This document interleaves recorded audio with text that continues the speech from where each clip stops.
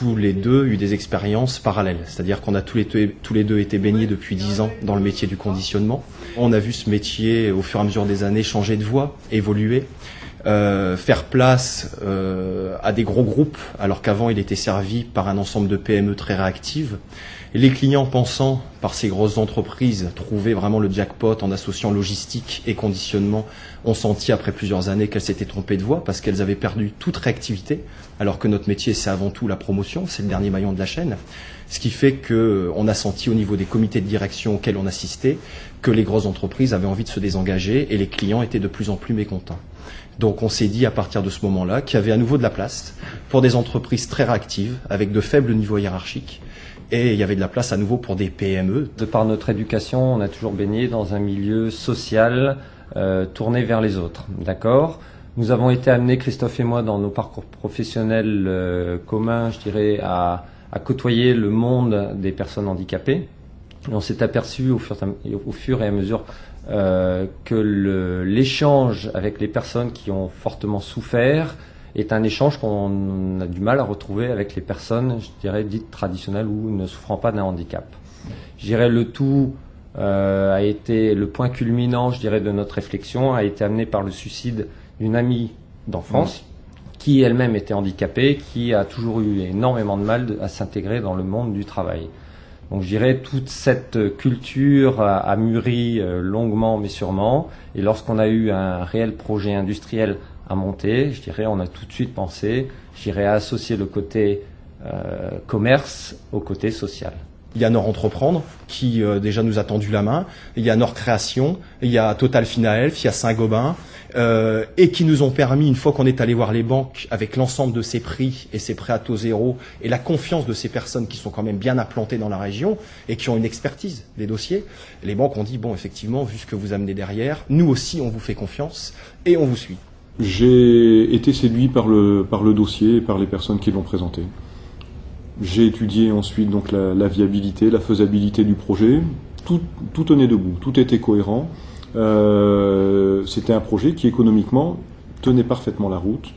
Le plus, c'est qu'il permettait également à des gens qui avaient quelques difficultés à trouver un emploi de pouvoir trouver cet emploi au sein de Diad. La communauté d'agglomération du Douaisis a suivi l'entreprise dans un premier temps sur l'aspect locatif. Nous sommes ici au centre Alpha, qui est un édifice qui appartient à la communauté, qui est d'ailleurs loué à des tarifs très préférentiels, ce qui était une première étape dans l'aide à la création d'entreprise. Nous avons également participé à la mise en place d'équipements à hauteur de 50% pour tout ce qui est aspect de température, puisque la spécificité du type d'emballage fait que l'entreprise doit travailler à une température modérée. Diad vous offre le même service qu'une autre société qui travaille avec un personnel classique. Tout à fait. Le même travail, exactement en tout point. Avec, je dirais même, une certaine souplesse, parce que j'ai déjà travaillé avec des grands groupes aussi, où avec ces grands groupes, on n'a pas toujours la même souplesse, parce qu'ils ont des plannings de production qui sont établis longtemps à l'avance, alors qu'avec la société Diad, eh bien souvent on fait un planning la semaine précédente pour la semaine qui va venir. Avant vous étiez en CAT, maintenant vous êtes en atelier protégé, c'est bien, c'est une évolution pour vous? Ouais. Puis ça change combien du boulot avant au CAT qu'ici? J'ai trouvé un travail ici en faisant ma demande en étant atelier protégé. Puis c'est suite à un organisme qui m'a fait rentrer là, quoi. Vous êtes bien ici? Bah là ça va, ouais. Bon, il y a quand même une ambiance, et puis bon, on va sûrement évoluer, vu qu'il y aura une nouvelle création d'usine là, qui est en route, quoi. Et bon, les gens sont sympas et tout, quoi. J'étais au chômage pendant 18 ans, donc j'étais reconnu par la Cotorève, j'ai eu des tentatives de pendaison. Bon, j'avais 6 enfants, et puis à un certain moment, on m'a dit, tiens, il y a du boulot, ici on a monté une société dans le nord, dans le Douaisis, Diad, donc c'est là que je me suis présenté et que j'ai trouvé du travail. Et alors, ça se passe comment maintenant? Ça a changé votre vie, ça? Disons que ça m'a changé la vie envers maintenant que je peux me permettre de ce que je veux, que dans le temps je ne pouvais pas me permettre de m'acheter une petite voiture ou une mobilette, donc c'était très dur. Donc Ma vie, elle a vraiment basculé et tout ça. Il y a un échange permanent, c'est gagnant-gagnant. C'est-à-dire que tout le monde va dans le sens de Diad, nous pour eux, eux pour nous.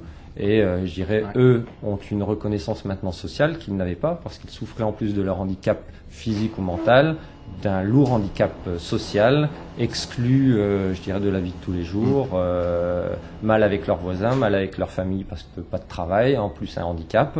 Et le fait d'avoir retrouvé un emploi, d'autant plus un CDI, dans une société, je dirais, qui utilise des machines, qui a des machines et un système qualité que l'on retrouve dans toute autre société. Je dirais aujourd'hui, lorsqu'ils parlent de leur société à leur entourage, ils parlent d'une société normale et non pas d'un atelier protégé, ce qui est d'autant plus valorisant pour eux.